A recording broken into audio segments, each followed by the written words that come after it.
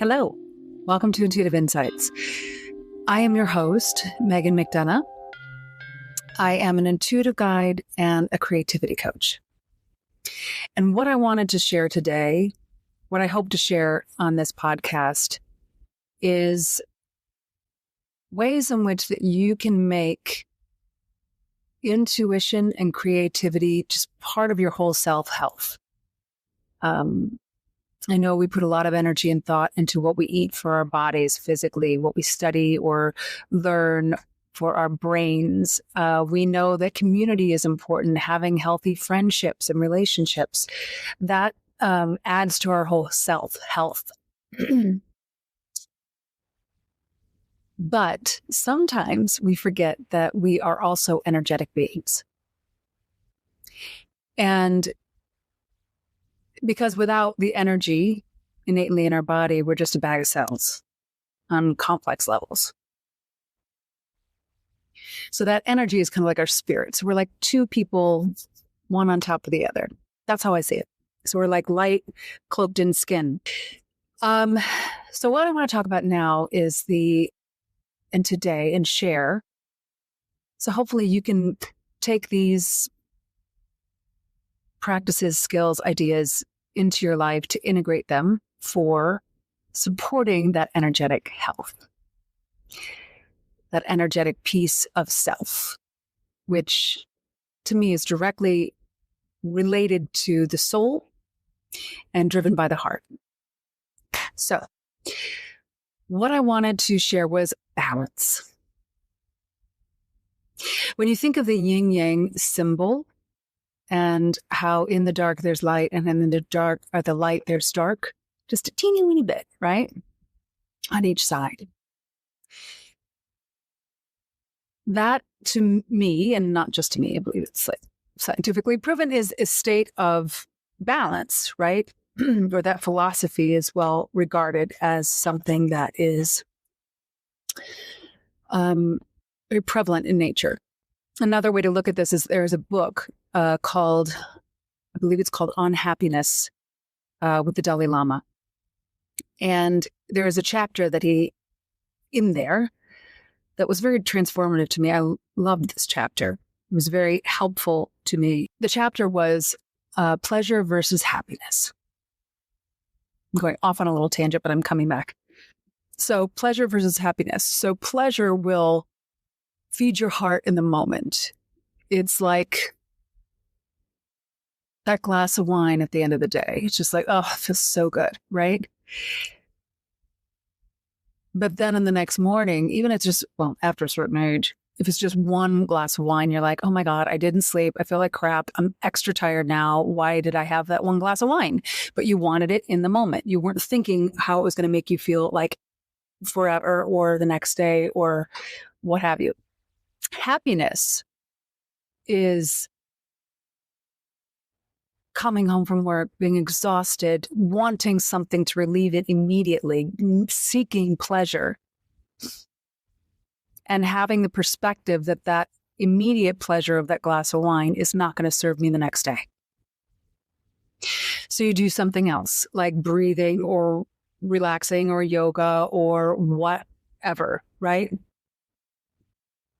And then the next morning you feel good. And now that's consistent. That's happiness. Why I'm bringing that up is because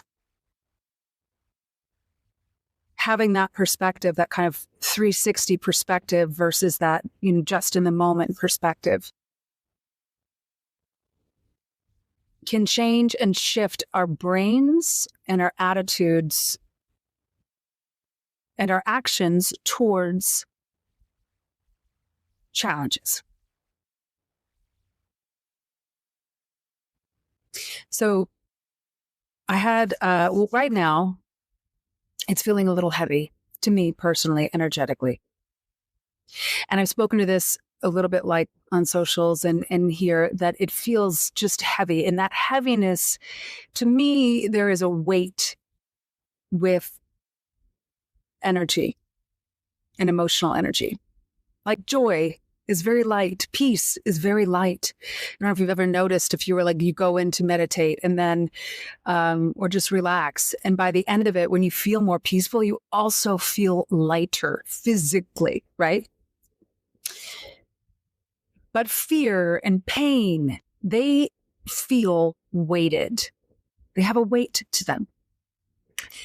And so right now, the overall feeling around is weighted.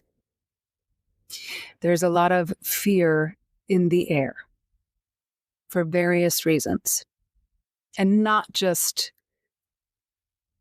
environmental or political. We've kind of gotten away from our internal navigational source, which is our energy, which is our intuition, guided by our heart.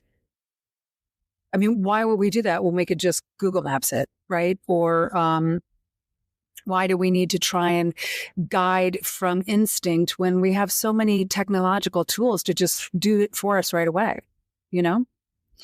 And that disruption from the practice of leaning on your intuition as a navigational source makes the bond weaker.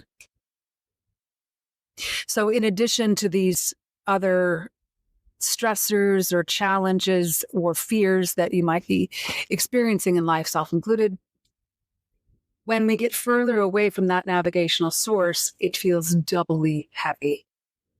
Because when we tune into the navigational source, into intuition, into soul connection, into your heart, mind, that's where peace lives. That's where the quiet lives.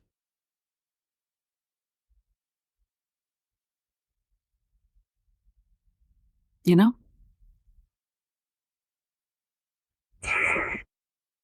Because at our core, when we peel everything back, or maybe this is why I love little kids and I love old people, because little kids haven't had the challenge of experiencing life's layers yet, of learning lessons, of having karmic struggles or current struggles.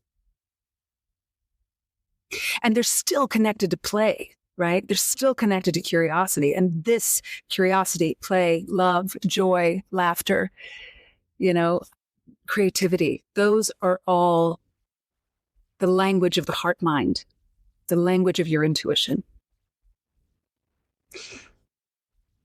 And then when you're older, you just kind of don't have the energy to hold up all those layers anymore. So you just let them go, right? So that's one way of looking at it. Another way of looking at it is when you sit with yourself in meditation, however you choose to meditate, there's a million ways up the mountain on that. When you let everything go, which is usually what happens towards the end of meditation, whichever kind you're doing, whether it's, you know, repetition of a mantra, japa, you know, or an aphorism, or if you are contemplating a theory, idea or theme in your life, whether you are visualizing someone or something that brings you joy and trying to emulate that feeling and strengthen it within you, whether you're just clearing the air and focusing on the silence and the clearing, all of those avenues of meditating or trying to connect. Another way of looking at it, I like to look at it, is trying to connect with or fill up, plug into the universal energetic system to charge your system personally. Like, yeah, just that. So when you're done with it, there is a feeling of peace.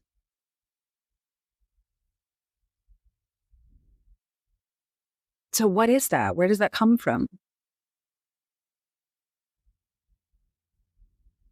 If you would consider what your natural state is, without karmic layers, without struggles, without challenges,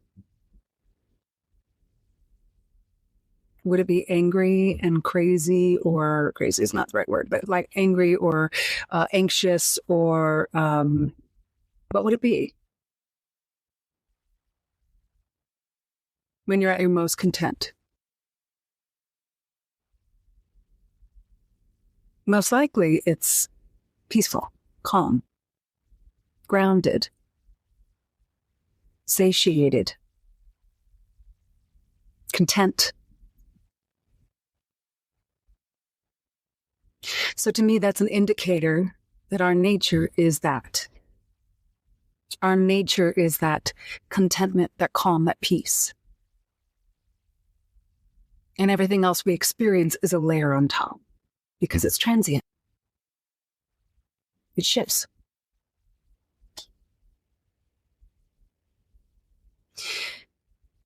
So when we meditate, or when we are trying to connect back to our intuition, to our soul self, to our eternal self, just like peeling an onion, we peel back these thin layers. And there's tons of them.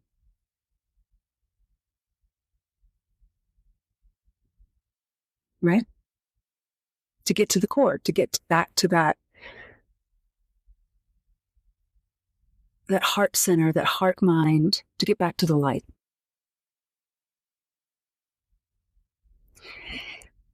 So here's what I want to share today. I'm a big dreamer. I think I've shared my dreams here before too. And that's part of my intuitive communication style, or my style of communicating with my intuition. I'm also very visual, and I hear things too. So there's a lot of different ways. I believe everyone's intuitive, by the way. It's just sometimes people see things a lot, or they hear things a lot, or they just dream. I feel lucky enough that I have a little bit of everything. And you can train yourself to have a little bit of everything. But the dreams were one of the first things that I noticed where my intuition was speaking to me. And there are different styles of dreams over the years I've discerned. Some psychic, some informative, like a conversation of soul and self, or you could call it like spirit guides and self. And then some are just weird, to be honest. So I had a couple of those lately too. But what I wanted to share is that I had this beautiful dream the other night. And it was kind of a callback to the night. I'm in America, so we just had an election, if you don't know. And in the middle of the night, I went to bed before the results were in. And in the middle of the night, I had to get up. I think it was to let my cat out or something. And I saw my phone, who had won. And I was like, that can't be right. It just didn't feel right to me, because I was having this dream where there was this cross, kind of not like a Jesus cross, like a cross of light. Like it was a ball of light, but it was kind of like elongating from north, south, east, west, almost like the star, but not quite.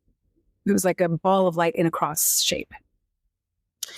And it had an extraordinarily feminine vibe to it. Like a strong feminine vibe.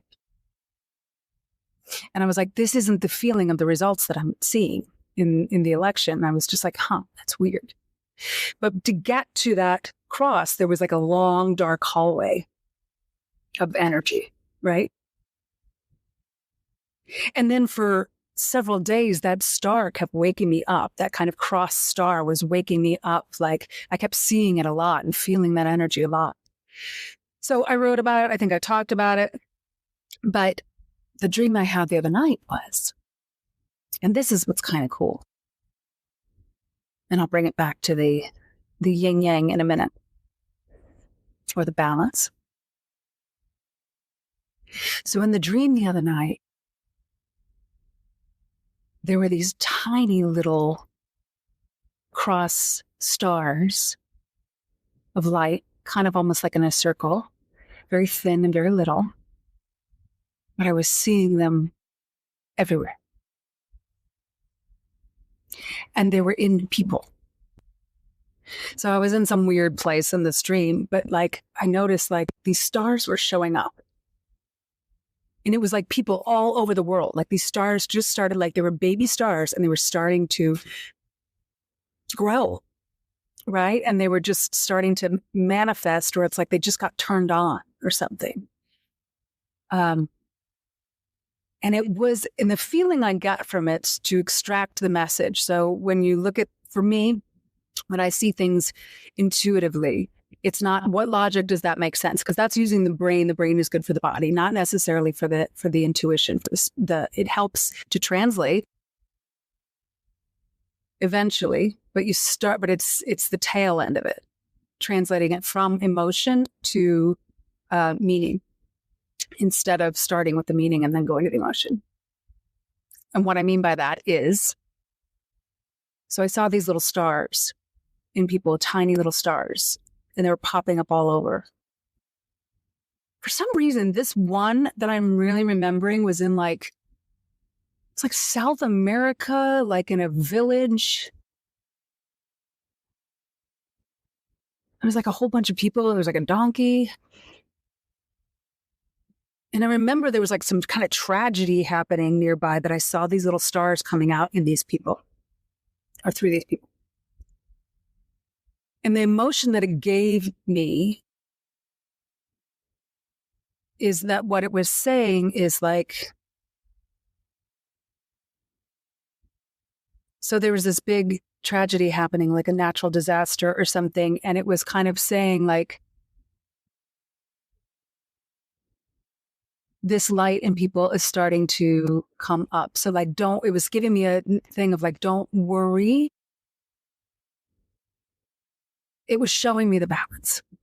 Sorry, it took me forever to get there, but it was showing me the balance and the importance of trust.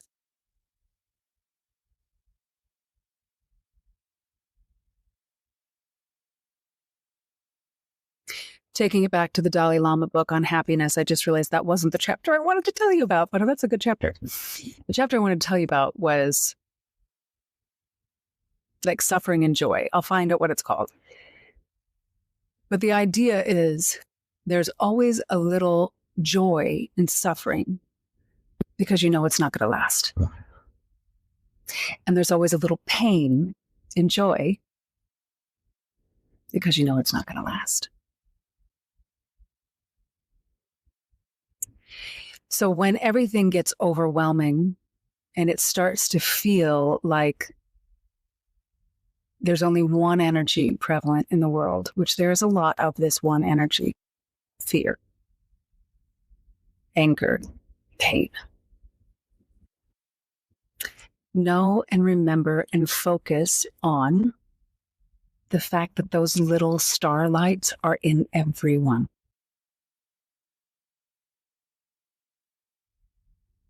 And the way we activate them is through connection, love,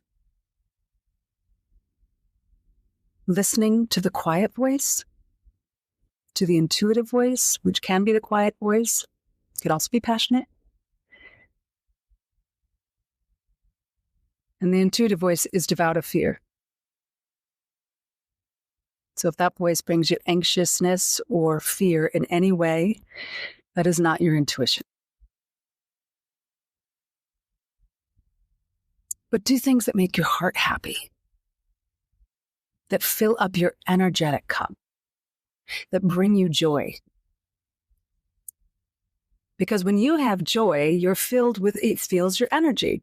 Just like meditation, like the idea of plugging into the source, just taking your plug your consciousness in. That fills up your energy. And then when you have more energy, you can give more energy, and you can start to open up space to recognize that light in others. Because fear not only separates us from each other and love connects us, but fear also puts on our horse blinders. It gets us so self-involved that we're not able to perceive and be aware of how others are affected or what others may need or need help, or how, more importantly, we can connect. And the best way to fight fear is through love and connection. Always. Not easy, but there it is. Okay.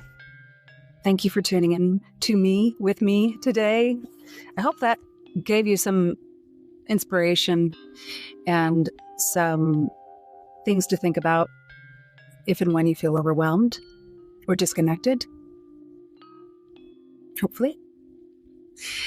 If you would like a reading with me or intuitive coaching and guidance,